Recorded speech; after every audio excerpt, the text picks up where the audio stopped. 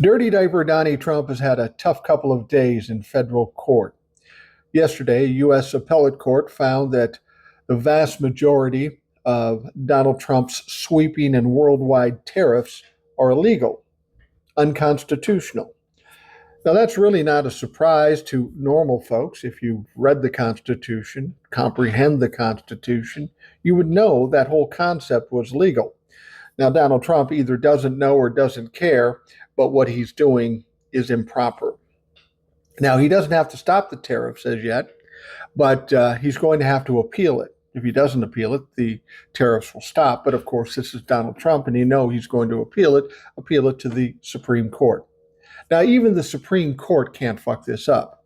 That said, with the people in the Supreme Court, those corrupt motherfuckers, they could come back and say, "No, Donnie's got all the right in the world to put on these tariffs." We'll see what happens.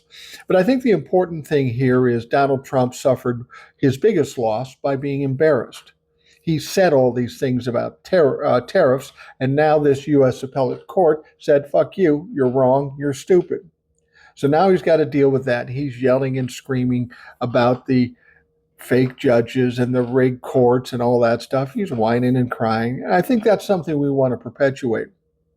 Now, there was another court finding in federal court that said Donald Trump's fast deportations, put him on a plane and get him out of here.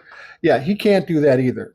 They found against that. And again, this is an easy one because in the Constitution it says everybody gets due process, not just citizens. Everybody in the United States gets due process, including immigrants, even if they're illegal. Everybody knows that, and either Donald Trump doesn't know it or doesn't care. So he lost twice. That doesn't mean it's the end of his bullshit, but it's another step closer to being the end of his bullshit.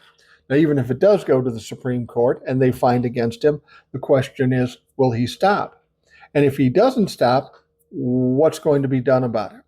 See, this is the problem. There's been a lot of weaknesses and holes in our government, in our rules and our laws and our norms with Donald Trump around. We always believed that there would be these guardrails or these guidelines, and we're finding out quickly that there's not. The bottom line is we got to keep up this process where Donald Trump continues to lose. He should be accustomed to it because he's lost all of his life. But this is just the next step to shutting down the ridiculousness, the egregiousness that is Donald fucking Trump.